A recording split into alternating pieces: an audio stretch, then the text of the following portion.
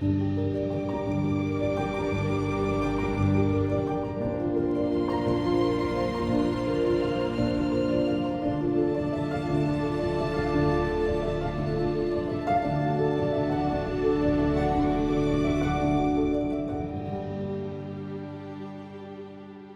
welcome back to the show, everybody. Well, today is the day that we wrap up season 2.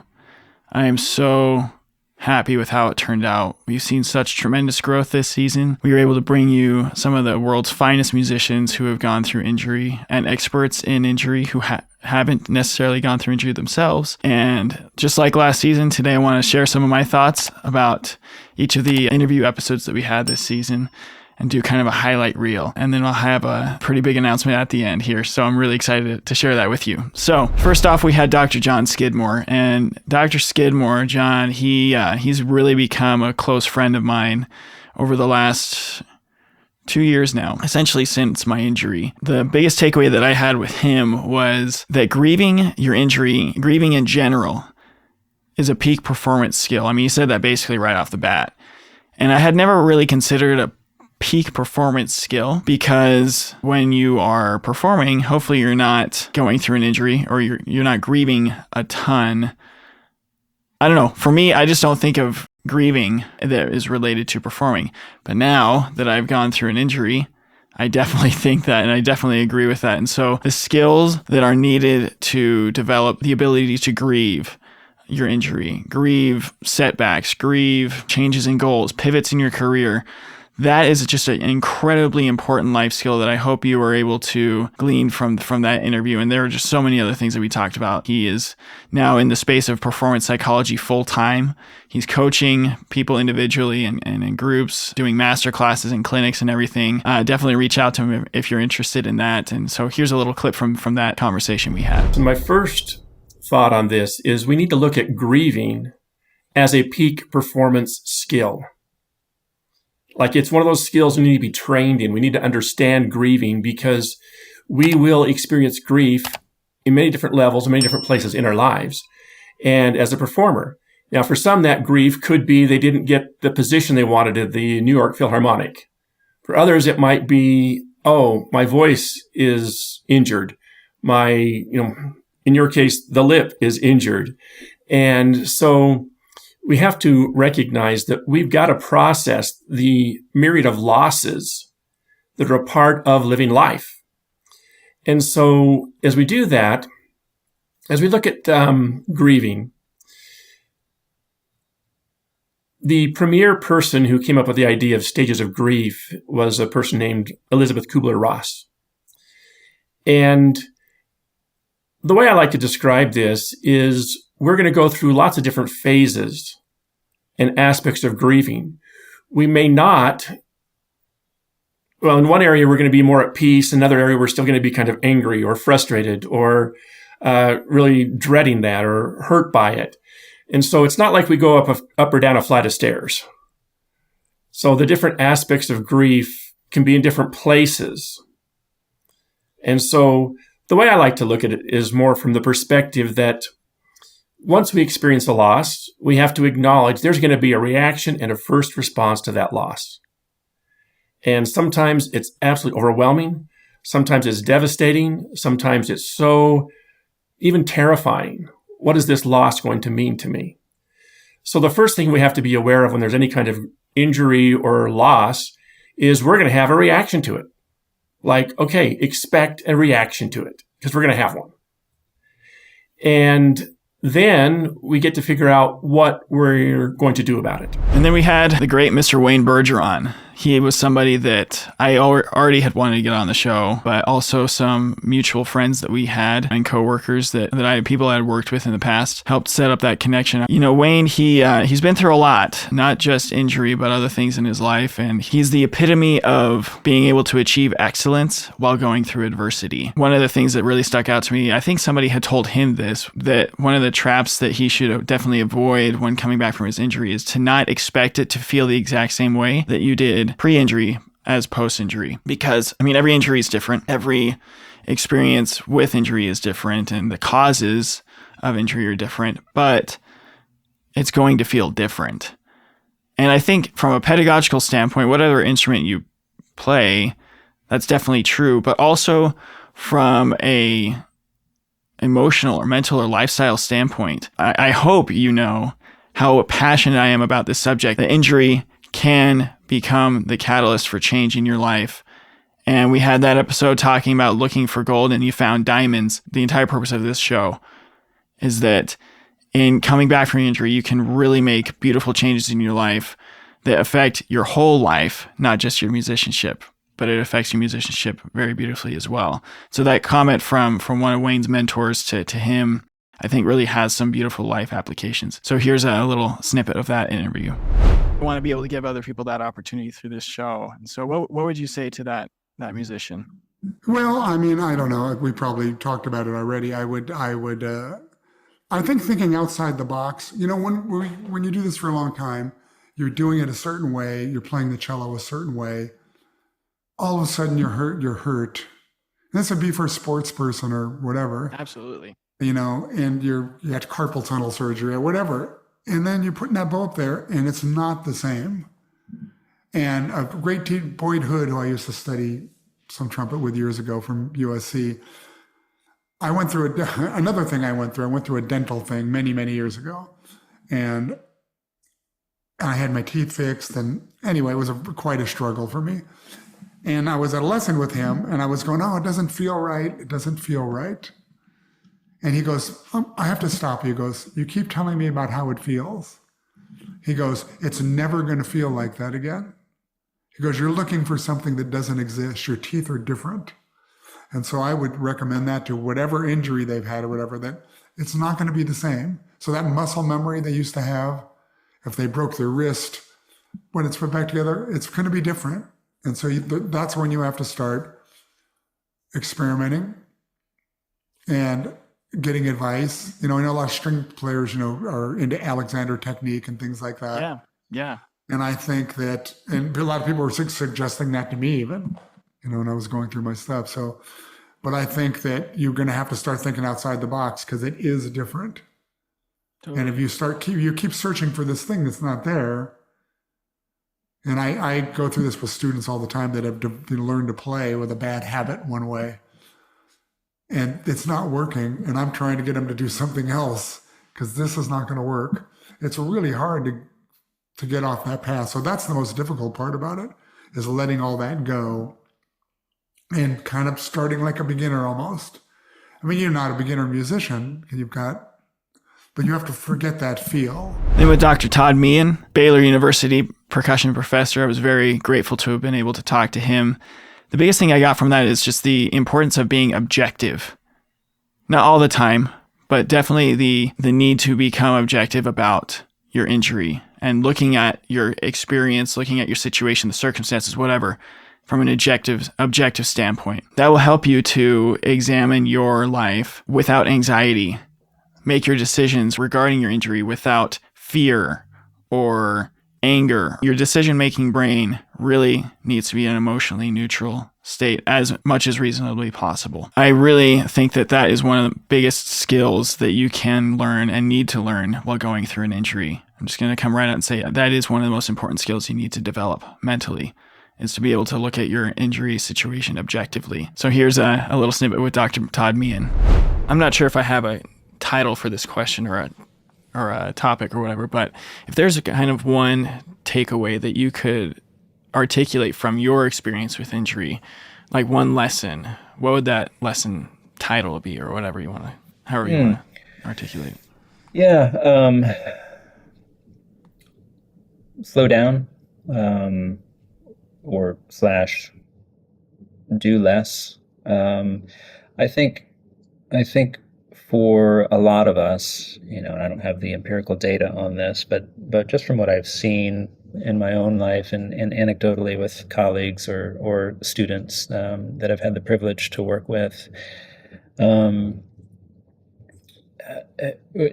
are typically in constant states of overextension of our own personal resources, who we are as people, what we have physically, what we have mentally. we have built a culture of going beyond the capacity of what we have. And I'm not saying that that's not necessary sometimes. I do think there are things that we need to strategically do that with in order to, kind To of grow, yeah. yeah. Totally. The Olympics are on right now, right? None of those athletes got to where they are by kind of staying, sub capacity in terms of their energy levels. There are times when you have to shoot beyond in order to stretch yourself. But doing that knowingly, and yeah, just hyper strategically. And I think that is incumbent upon those of us who have had these experiences, certainly those of us who are serving in teaching capacities, to know how, as I said earlier, to kind of turn the volume down and say, listen, let's do less better. Let's take a few things off our plate, and the things that we leave on our plate, let's really, really cultivate them to the best of our ability. I for me, and what I've seen, that's always yielding better results. So I would put that kind of overarching umbrella on all of this, is understanding that and being okay with that, just being a little bit smarter about how we go about doing that. Then we had the conversation I had with Emily Toth. Really, really had a good time talking with her, small town musician to small town musician. And the thing that stuck out to me as I was listening to it again was her relationship with time and how that changed because of her injury. Even before my injury, I realized while I was going through music school, I was a music education major originally, and I had all these goals regarding my musical development that just really weren't going to fit in a 4-year music education degree. Anybody who's been in an instrumental music education degree knows that most people don't even take 4 years. They take longer. It's just an insane amount of work, an insane amount of credits that you have to take. I've said it on this season, I've said it on the last season, that if we try to put a timeline or a deadline on our progression or on our recovery or even on getting a degree or whatever, that can, not always, but it can lead to some unhealthy habits, some unhealthy mindsets, and ultimately injury or re-injury, heaven forbid. And Emily's experience taught me that, she took an extra amount of time to get her master's degree. Her recovery took, longer than what she thought. All these different things. Her relationship with time changed as a result of her injury and how she decided to look at it. And that is another skill that I hope you strive to attain while you're going through your injury recovery, or just at being a musician or a human being as possible. That should cover everyone listening to this show. Have fun listening to Emily share her experience. I wish more people talked about that. Or maybe they do in your experience, but that it's just hey, I have these multiple interests. Yeah. And people are pursuing that. And I think that is a great balance too, where I've known people who were doing two completely different things, again, music, performance, and a STEM field. And then later, after they pursued the non-music path, they came back to music and are now in major orchestras. I mean, it's just or at whatever level that you want that brings you enjoyment, but that it's not a now or never type thing. There are obviously big obstacles along the way, and as your life continues and more responsibilities, but it's not this now or never. It's who told us that? I don't know. Maybe it was just in my head, feeling that urgency that if I don't do this now, I'll lose my chance or my opportunity. But if you, going back to the community bit and being a good citizen of that community, I mean, people are going to want to play with people who are team players, or not just play, teach with, or in whatever aspect of life. And it's just if you stick with those core beliefs and that core foundation of how you're approaching the process, or the curiosity, that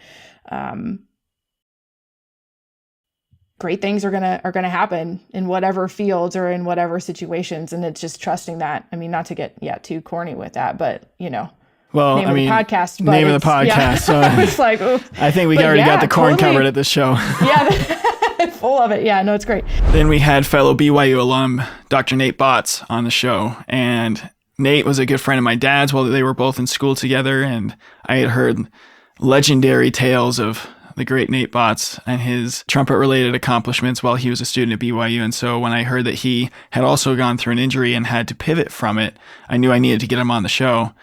And first of all, I want everybody out there who's kind of in that same situation to know that pivots in your career or decisions to move on from your instrument, as long as you are making that in a healthy decision-making environment, meaning that it's not super emotionally charged with anxiety, fear, anger, I mean, I just mentioned all that stuff, then you have the capability within yourself to create a beautiful, beautiful life, career, what have you. We'll get into what goes into making that decision a little more in depth in the upcoming seasons of the show. The thing I gleaned from his comments was that both options are hard. You just have to choose which hard you're willing to put up with. You're willing to go through. What destination through that hard journey you are willing to endure. And the other thing that I just really, really appreciated how vulnerable he was with this story was how people would come up to him and try to make him feel better, try to fix him, try to just put their 2 cents in on how they thought that he should go about his recovery and how frustrating that can be. And I really, really appreciate him saying that because, first of all, it hadn't been mentioned on the show yet. And also, it's just incredibly important to give yourself the space to feel those emotions when people are trying to help. Because there are so many people in our lives who try to help. They don't know how to help, unfortunately. They lack that resource. And that's it. They have good intentions. They just lack a resource. So I hope that if any of you are going through experiences like that where people are trying to help and they're not, or that people are trying to help and all they do is frustrate you, that's okay. Those emotions are natural and they are an opportunity for you to recognize that all that person lacks is the resource to help you. For me, that really just helps humanize that entire situation because over 2 years into my injury recovery, I'm still dealing with people doing that. And I have my own versions of those types of experiences. And I can totally relate to what he said of how that makes you feel. So anyway, this is a great interview and I hope you enjoy this clip from my conversation with Dr. Nate Botts. I've actually thought about this from time to time. Like, what would I say to somebody that approached me about an injury or a dystonia, type disability or something like that? And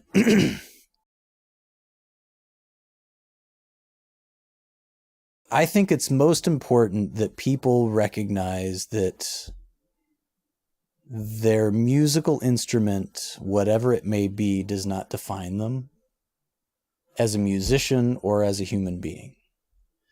And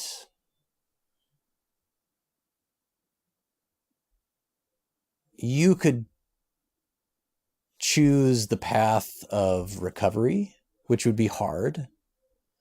In most cases, it would be very challenging, and that would be worthwhile. You could choose the path that has yet to present itself to you, and that will also be hard, but it would be equally worthwhile. Because in either case, you would have learned something that could help someone else at some point. And, for me, I had always kind of told people that when I was done with my dissertation, I would try and get the trumpet going again. And I have.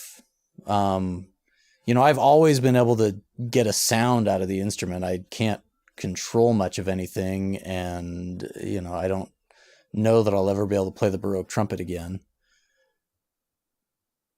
But as I try and do that, it just, even though it feels awkward and it still shakes a little bit, and I'm, working on working through and around the dystonia like everybody talks about, I don't know that I'm ever going to be a trumpet player again. And I'm okay with that. 90% of the time. That's a pretty good average. There are times when it really, really hurts to not be able to lean in and part of that's just my own ego sort of screaming out from wherever it is that I've shoved that old trumpet player's ego. But part of it's just, my own sort of aesthetic, artistic impulse that is very trumpet centric and remains. Well, it's your voice. I love how you said it's your voice, Yeah. So, I mean, like you're damned if you do, you're damned if you don't, but it's going to be fine either way, as long as you have the right attitude about it. Hey guys, hope you're enjoying the show. I just wanted to jump in here real quick and tell you about something that I'm really, really excited about. For a while now, I've wanted to create an even more effective resource than just the podcast that injured musicians can go to receive the support that they need. And recently I did just that. So write this down. Trust the Process Podcast Injured Musician Support Group. I know it's a long title. We're still working on that part. But this is a place where people can go now, injured musicians and even musicians who have gone through injury in the past, and people that help musicians go through injury, where they can go to receive the support that they need, whether that be ask questions, share their victories, share their frustrations, and overall just receive the community and the support that they need in a very proactive, intentional way. And so I just ask that you guys support these injured musicians by sharing this group with them, that they can receive the support that they need. Okay, enjoy the rest of the show. Then we had Dr. Kayla Solomon, who is another person I had the pleasure of meeting and connecting with at the International Trumpet Guild Conference. This time it was in Anaheim this year in 2024. I really wanted to get her perspective. First of all, even though she hadn't gone through an injury herself as a musician, she had gone through plenty of injuries as an athlete. And I have also had the same thing happen to me. I was an athlete before I was a musician and had to stop because of injuries. So injuries have been kind of a part of my life, all 24, almost 25 years of them. And so getting her perspective on how athletics and musician, like for example, collegiate athletics and collegiate music programs, how those correlate and how they're different, and the support systems that are there and support systems that aren't in the other, stuff like that. That was just incredibly valuable. And I hope you found that to be super valuable and insightful as well.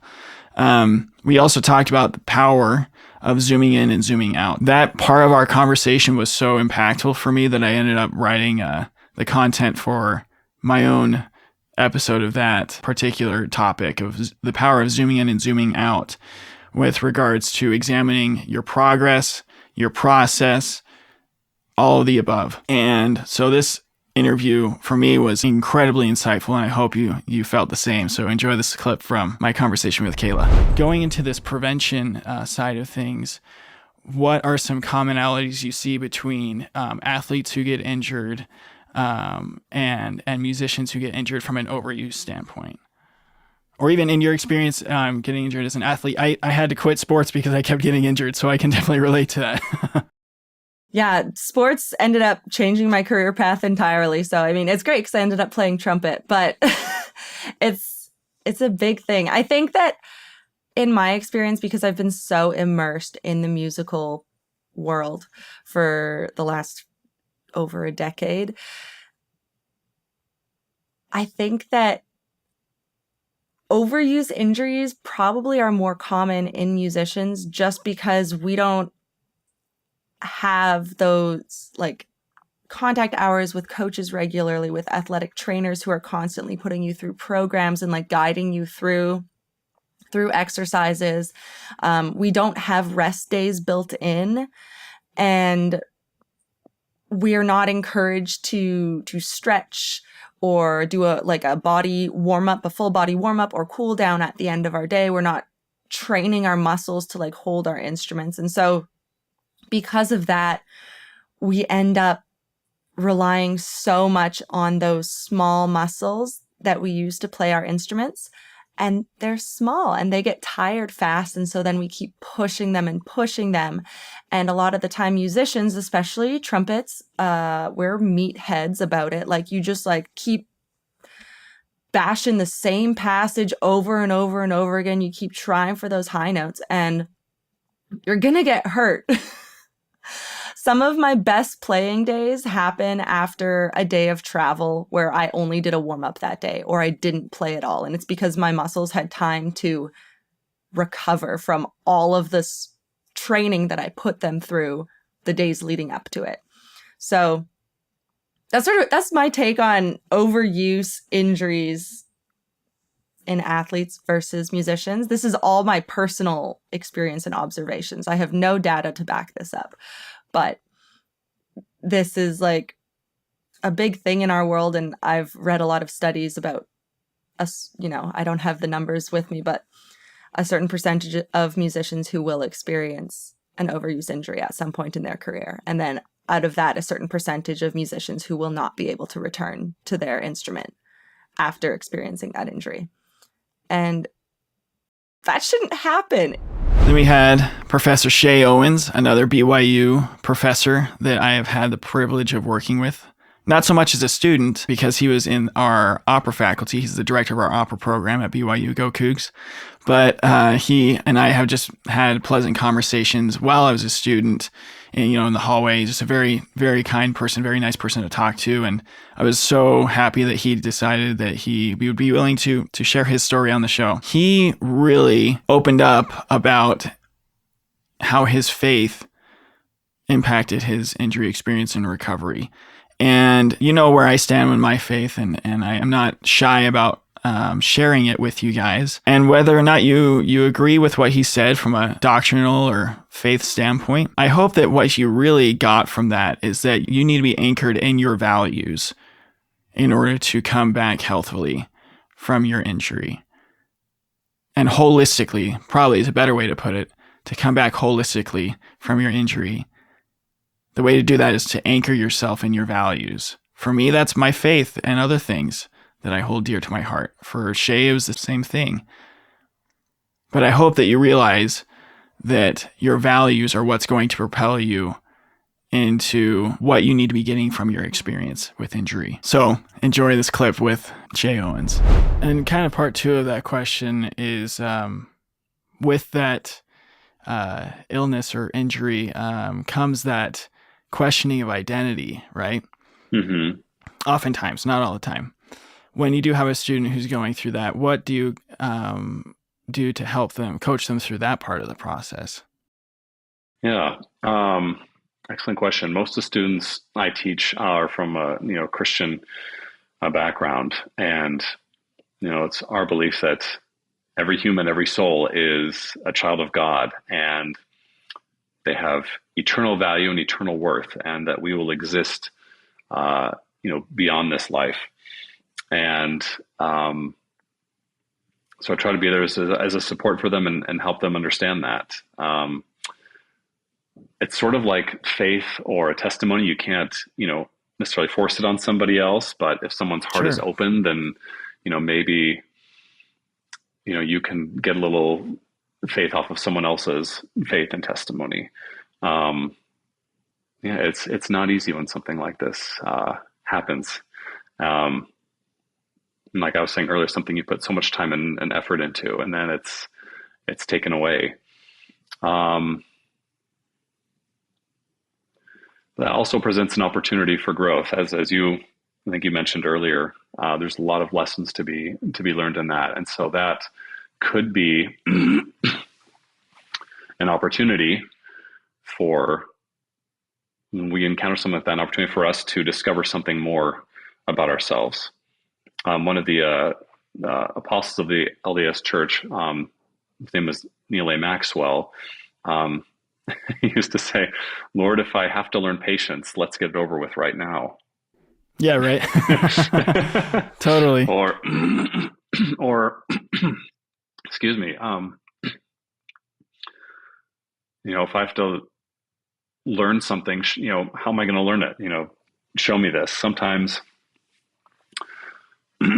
we're tested in ways we don't anticipate, but I think one of the most important things we can do is keep our hearts soft and teachable. And then we'll be open to the lessons. If for some people that's God teaching the lessons, if it's for somebody else, the universe or just, yourself. I think remaining humble and teachable and open to um, other opportunities, other good influences. Um, Being open to that is the best way that we can, um, retain a sense of worth, a sense of identity, and discover new things about ourselves that perhaps we would never have discovered if not for this trial, this injury we're going through. Then the next episode we had was with David Vining, and he was another referral that I had gotten from a former guest of the show, Dr. Lee Pearson. David, he really just taught me how powerful creation can be going through your injury. In his words, he found an entrepreneurial streak within him and created Mountain Peak Music, a publishing company that really focuses in these subjects, in wellness, in mindset, in meditation, all within the musical, underneath the musical umbrella. And it's just a wonderful resource that I hope all of you check out. Like I said, you can create beautiful things, even though maybe your primary source of creating is on hold for a little while you're recovering through your injury. And that is just a beautiful lesson that I hope you internalize. So here's a clip with David Vining. In your journey, like, what helped you to be able to take control of your recovery, while still like considering other people's opinions and taking other people's advice that you trusted people's advice, experts' advice, and stuff like that? Where did you find that balance? Yeah. Such a great question, Clark, and such a very, very good point. Before I figured out a path, to recovery, one of the bits of advice that I got was to look at old videos of me playing because I played really well. So just do that. Sort of, And most do. yeah, refine. They play well before their injury. Exactly. Yeah. Just go back and do what you used to do. And so I did that. I was pretty religious about doing that. I looked at the videos, I had my horn there, and I would just kind of mimic all of the little movements and what have you. And that made the problem worse. um, that's motivation. When you're in this situation, you try this and it doesn't work. You back out and you try that. That doesn't work. You back out. And so you're trying different things from different angles until you find one that has, I don't want to say a weakness, but it has a little sliver of hope, which you can use. Now, I don't know if there's some sort of special attribute that allowed me to do that. But for me, it felt pragmatic to do it that way. It felt like I had to do something or I had to find a new career. It was literally a Y in the road. So I wanted to prod enough so that I was satisfied that, okay, it's not possible. Let's move on with our life, right? And so for me, when I did ask all of the experts and even the doctors had no answer, not really. I thought, okay, well, I'm pretty close to the end, but let me just try all these other things before I give up. So that's how I would put it, is that I was kind of backed into a corner and this was my Hail Mary. And I thought, okay, well, I'm going to give this one more try. I love playing music and I'd like to be able to resurrect my career. And so that's how it happened. I will say a couple of things related to that. In 2001, there was little to no help. I mean, I don't remember finding much online about dystonia in musicians. Of course, there's plenty of research about dystonia, but there was very little help in terms of musical or trombone or anything specific to my situation. And that's pretty devastating when you can't find anything. And so that's part of where Mountain Peak Music came from, and particularly the book you mentioned, Notes of Hope. Well, the title says it all. It's stories of musicians Absolutely. and people who have been through trouble. I just wanted to provide a resource. That's part of the mission of my publishing company. And the second thing I'll say about that is now, of course, I'm all over the internet. That's all fine. I don't mind talking about my story, and people do tend to find me. They they fill out my contact page, and we chat a little bit about their situation. And the people that I think have a better chance of recovery are the ones who don't insist on a linear flow chart. And Oh as you man, pointed out, um, so true. our pedagogy is kind of set up like that. You know, you're having trouble tonguing, open your Arbenz book. Do this exercise this many times over this amount of time, and your tonguing will improve. And that's been a tried and true method. However, with something like this, it is a circuitous route. Sometimes it works and you got to try this and you tack back and then this way. And then maybe you add this part of the cocktail and then that part. And so that part of the process is extremely confusing to most musicians. So when I chat with someone who's having trouble, the people who are open to experimenting, who are willing to take what I did and change it or modify it so that it works for them in a particular way, those people have a better chance of succeeding. The people who just take the exercise that I share with them and just do it like that, you know, they may have some success and they may not, who knows? But I'm always careful to advise folks that it's up to you. I'm going to share what I did with you, and you're going to take what I did and try it out. And maybe this little exercise works. You'll continue to do that one, but you'll reject this one. I won't be offended in the least. And so it really is a cocktail. And I think that's probably true of most musicians' injuries, not just dystonia. Then I had the pleasure of talking with Dr. Stephen Kaplan, who teaches out at UNLV in my old stomping grounds in Las Vegas. I hope every music educator, anybody who has anything to do with teaching in a collegiate music program, really got a lot from that episode, because UNLV has a beautiful model that you can follow and adapt to your needs, your program's needs, with regards to educating your students about musicians' health, both physical and emotional and mental. I thought the way he got into this subject was so beautiful, because he noticed that his students were going through things, even though he hadn't experienced injury, his students were going through things and he didn't know how to help them. And so that just shows the heart of a teacher for me. Dr. Lee Pearson, again, said in her interview with me that teaching is sacred. From what Dr. Kaplan was sharing, I definitely think that he would agree with that. And his actions definitely show that. And so I hope that you got a lot from that episode. If not, go back and listen to it again. And here's another clip from it. One of the things that I also read in this study was that that these students believed that their institutions had at least a 20% role in their well-being, in the role of their well-being. And I think it really, like your statement there, and maybe you can talk about like how that came to be, but that statement really reflects that. It's like, we do have a role as an institution to educate and to inform and train, but at the end of the day, it's the onus is on the musician to take care of themselves. Exactly. So if you want to go into that a little bit. Yeah, well, that statement is related to something else you could find eventually on our website, the College of Fine Arts.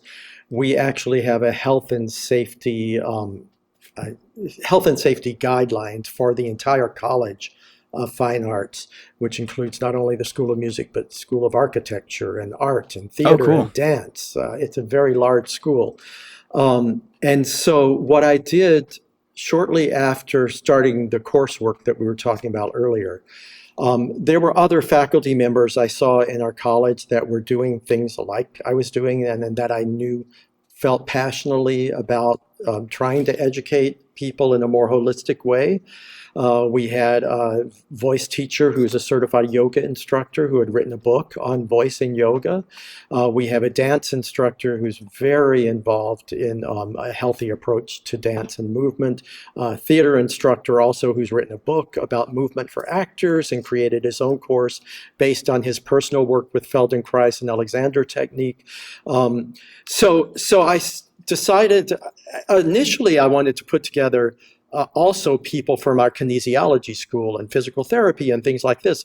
But as soon as I started approaching those people outside of our college, they looked at me with these quizzical looks like, musicians get injured? What are you talking about? They just had no concept. So I realized I first needed to just work on our own college and get things in order there, and then maybe eventually we could branch out and make it bigger. So I started this Consortium for Health and Injury Prevention, we call it CHIP, and it's this group of like-minded faculty members within the College of Fine Arts, and we just got together and talked about how can we get the word out, how can we add coursework if necessary, do workshops, whatever. And at first it really was just putting together some workshops for our students and for the community.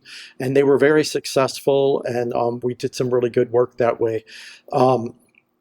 But one of the other things we wanted to do was to get buy-in from the entire College of Fine Arts on what are considered adequate safety and health procedures related, as I was saying earlier, to hearing health as well as physical health. The environment, the work environment that we work in, making sure that we have a certain standard that we try to set so it is healthy for our faculty and students. It was over a 2-year process to get passed, because academia is very slow. And faculties, like our all college meeting only happens once a semester. So I first got together and presented this to all the chairs of the college in like a private special meeting, and they thought it was a good idea, but then we had to wait for the next all college meeting so we could present something to the college and brainstorm it, and then it was another year before we could have another all college meeting to take the notes from the brain, so it was a very long process, but eventually we had something in writing. There was feedback questions, surveys and stuff, and we came up with these health and safety guidelines, which now are published on the website, and I think it's from that actually the School of Music thing that you're reading, the language in there actually is derived more from those general guidelines we did for the whole college. But it is something that, fortunately, I have a dean here, for the dean of our College of Fine Arts, who just happens to have a background in music, which is nice. But she's also a very progressive thinker, and she is very much in agreement with the idea that this should be infusing our curriculum more, and that we need to make all of our, not only our students, but the whole community of Las Vegas aware of this. We are the entertainment capital of the world. Absolutely. So that's what we're called. And known as. So it's our job as a university at the center of that entertainment capital to help people understand what it takes to have a healthy career in any of the arts. And then we had my interview with my close friend Jaden Bueno, Utah trumpet player that I've grown close to over the last couple of years. We started gigging together in the northern Utah scene, and then when I went through my injury, we got that much closer because he had previously gone through a similar injury that was more visibly severe than mine was. But I was so grateful for his experience and his empathy more than anything. And the thing that I got from my conversation with him on the show was that it is so critically important to your recovery to not do it on your own, to not try and do it on your own. He would be the first to tell you that if he had gone and seen the people he needed to earlier and followed their advice sooner, then his recovery may not have taken as long. He would say that the importance of not doing it on your own cannot be overstated. Also, the thing that I loved that he shared was just the joy and the power that teaching correct pedagogy or learning correct pedagogy as a musician, whether you're a trumpet player or not, can have so much power in giving hope to an injured musician. For me and Jaden, once we learned how to actually play the trumpet properly, even though like when we learned those things, we were like, our faces were kind of broken. That gave both of us so much hope, knowing that once we healed up, obviously, that as we started learning those things and applying them, that we would become such better trumpet players, technically speaking. And then that would allow us to become such better trumpet players from an expressive standpoint. We would have the ability to express what we want to more healthfully and more efficiently.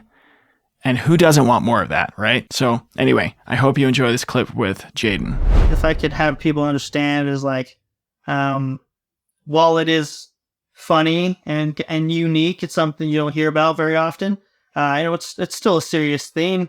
When an athlete tears an ACL, like, everybody knows what that is, and they're, oh, I'm so sorry, let me help you out. And when just because maybe a injury as a musician isn't as common doesn't mean that it affects us any differently.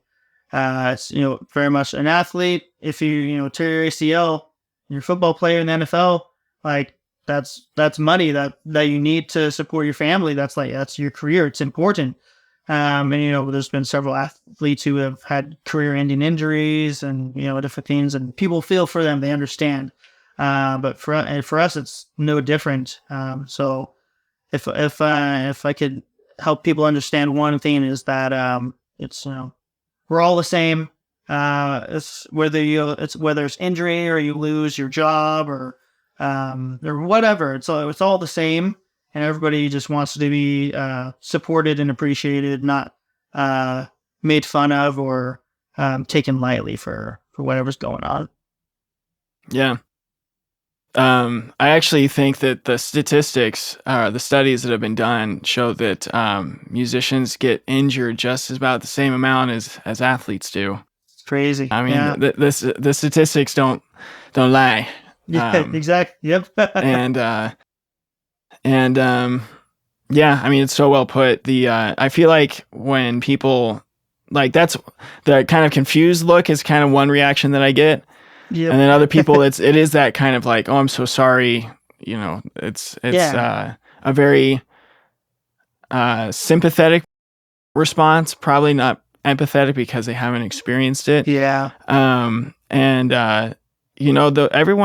out there who knows an injured musician, like the best, I mean, I'm not even going to say what the best thing you can do is, because that's just unique to everybody. And just listen to what they need, I think would be a big important thing, because at the end of the day, there's no two injuries that are the same. There's no two experiences that are the same, and no two reactions that are the same. But there are a lot of similarities across the board of how people deal with this. And so really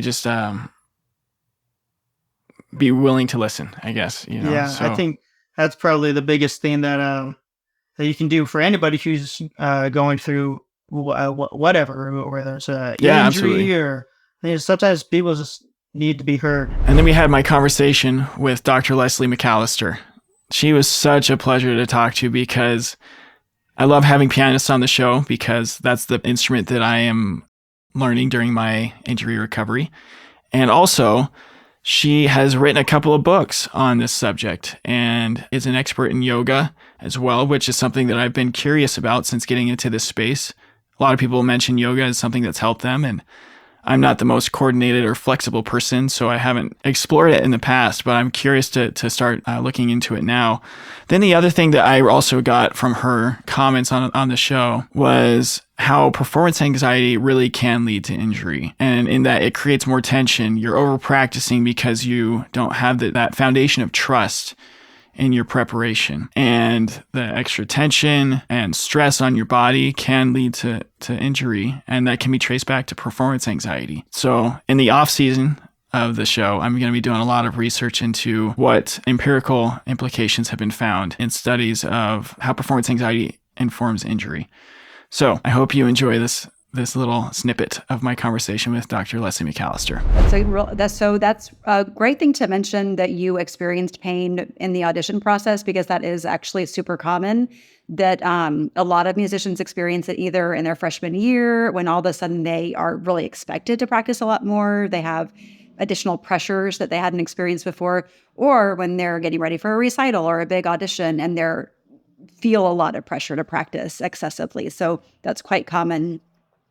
As far as other reasons that cause overpractice, I think probably the biggest fundamental sort of root cause of overpracticing is our culture of classical music and sort of this idea of the suffering musician.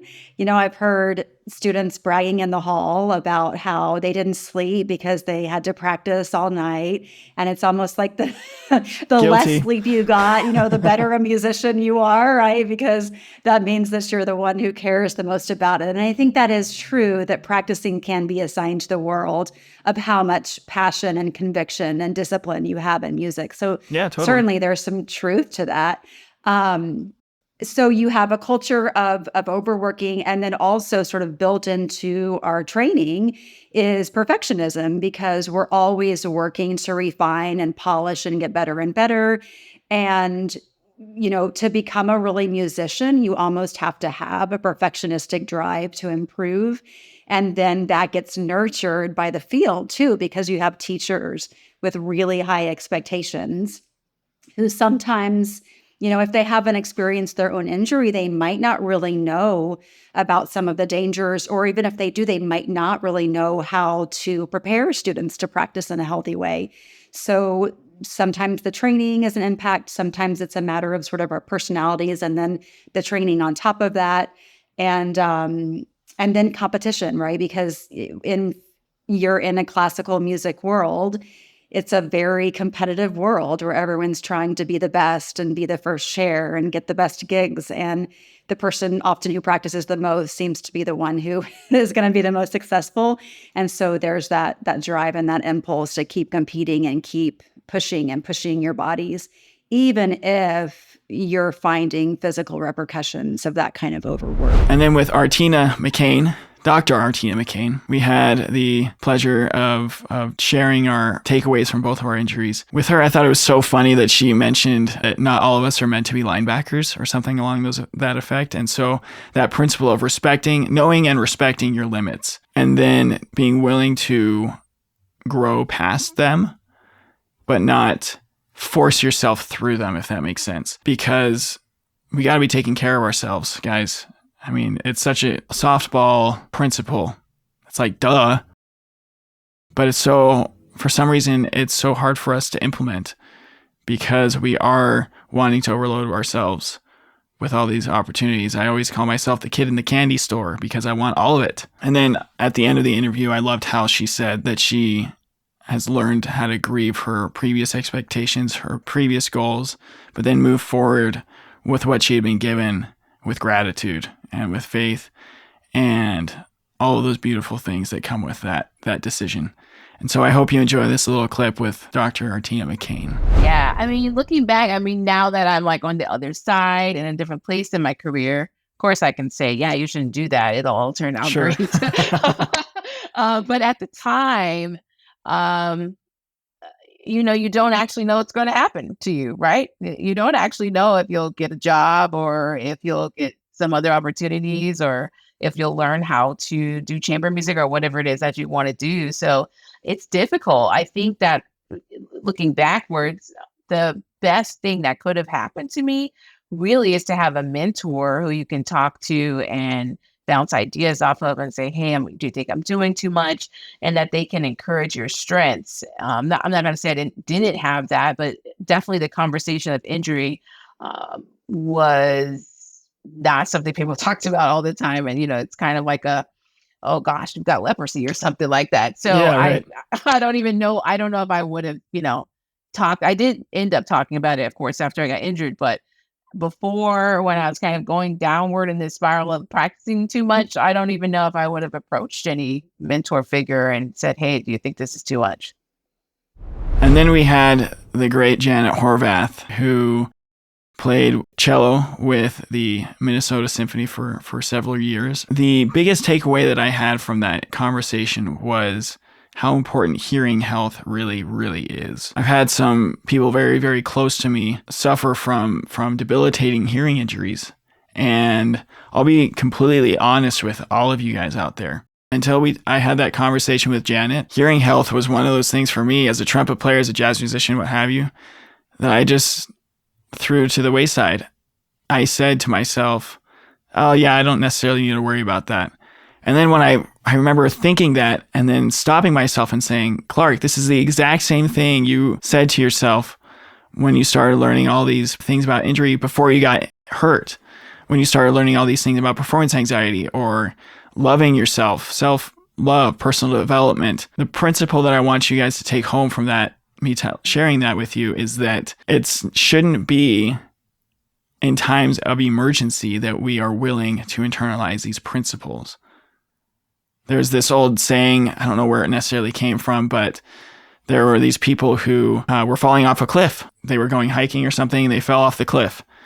And people kept doing that because it was so narrow or something like that. And there was no guardrail to protect them from falling. And so the city got together and they said, well, do we put more ambulances in the valley, like at the bottom of the cliff?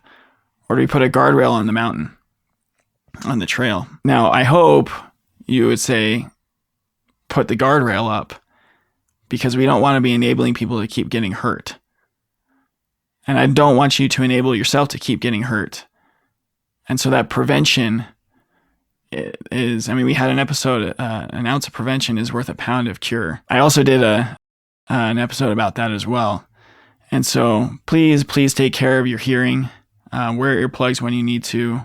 Check in on your cell phones where it talks about hearing health and what decibel levels you're being exposed to. And then also, don't be afraid. This is something else I got from her, sharing her experience about writing books about this, holding live events, conventions, all this stuff. Don't be afraid to dream too big when it comes to how impactful your injury can become, both in your life and the lives of others. And so I hope you enjoy this clip from the episode I had with Janet Horvath. What people don't really realize is how toxically noisy our world is. So you go into a restaurant and the music is over the top and the conversation is screaming, and somehow people equate having a good time with the noise level in a sports arena, plus the traffic, the snow blowers, the leaf blowers, and then on stage, the decibel levels are very high. And the rule of thumb is that you shouldn't be exposed to more than 85 decibels in an 8-hour day. And it's important to know that decibels work logarithmically. So for every 3 decibel increase, you have to have the amount of time you can be exposed. And this is an OSHA rule, but I mean, it's on the side of being too cautious.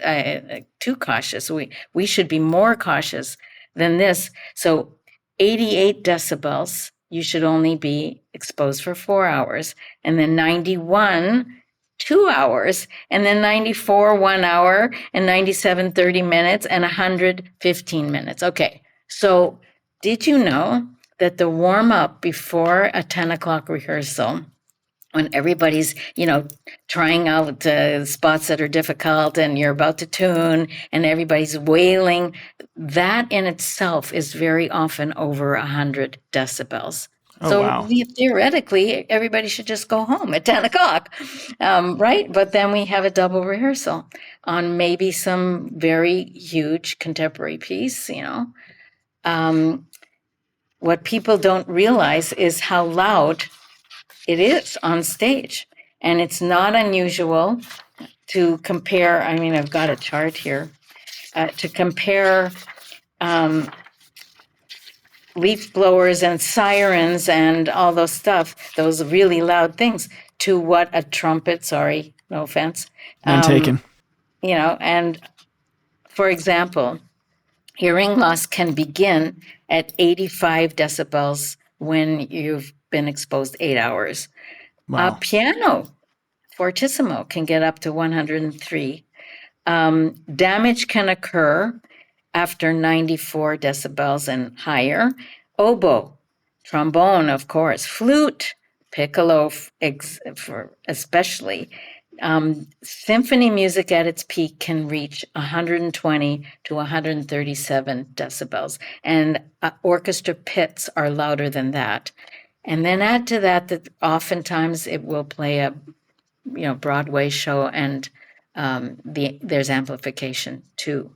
So what we're not used to is using hearing protection to try to make sure that at those times when things get way above the level that's safe, that you protect yourself. And people have always thought, they'll think I'm a terrible musician, or I won't be able to hear myself. And it's the really tricky thing is that one can sustain injuries that are not included with hearing loss. So tinnitus, which a lot of people have heard of, is rampant in the country. There are millions of people that have tinnitus, and it is very high in young people because they listen to their earbuds and they want to cancel out the ambient noise when they're on the subway or traveling somewhere. And so they crank it up not knowing really how loud it is. And because it's so close to the eardrum, can really very quickly sustain injuries. That's it for season 2. I am so grateful you have joined us this season. If you are new this season, definitely go back and check out season 1. There's some phenomenal interviews and phenomenal things that I get to share with you on our Thursday episodes in that season. I say this at the end of every episode. Check out our send us a text link and the descriptions of each episode. I'd love to hear where you're hearing from. If you have any suggestions for guests, for topics, any way that I can help you, please reach out at trustprocesspodcast@gmail.com or send us a text or any of those things. Also new this season, we started a Facebook support group, Trust the Process Podcast Injured Musician Support Group. Probably going to shorten that title later on. That's slowly growing. I'm hoping to see it grow even more over the course of the off season. And that's just my effort to provide as much support for you guys going through your injury as possible, and educators the resources they need to help their students go through it as well. Season 3 will be coming very, very soon. This highlight reel will be coming out the week before Thanksgiving in 2024. And season 3 will be coming out in January 2025. And the reason why I did that is because, first of all, because of a bunch of different external circumstances, I started this season 2 later than I wanted to. And season 3 was always going to start in January. And I really went back and forth on whether or not I should push it back or not. But I decided to keep it in January because I want you guys to start off the year with tools in your hand. And I want to do my part in helping you in developing a mindset that'll keep you healthy, and in developing a mindset that will help you get through recovery and help you to have the tools that you need to do all of that. And there is a very, very exciting announcement coming at the end of December for all of you that may need a little bit extra help and support going through your injury from that mental, that mindset side. And I am so thrilled to share that announcement with you very soon. So, like I always say, keep on keeping on, guys. I think about you every day, and keep trusting the process. Hey, before you go, we need your help with something real quick. Somewhere out there's a musician who is going through an injury or just a tough time. There may even be an educator with a student in that situation that they don't know how to help. We need your help in getting this message to them. Would you do them the favor of sharing this episode on your socials and with your friends? Also, cliche that it may have become, leaving a rating and a review actually does help people find us, not just boost our ego. So would you take a quick second and leave us a review so that musician can find us more easily? If you want to reach out to me personally, I would love to hear from you. Just look for the Send Us a Text Message button in the show notes of the episode. You can do that on any episode on your chosen podcast platform except YouTube. If you have a suggestion for a guest or topic to cover, shoot me an email at trustprocesspodcast@gmail.com or send me a message on Facebook or Instagram. I want to extend another heartfelt thanks to my team, without which this podcast would not be able to happen. Thanks to Daniel Baldwin, our audio engineer, Kevin West, our music and sound effects coordinator, and Dana Lovell, our promotional materials coordinator. So to all of you out there in podcast land, keep on keeping on and trust the process.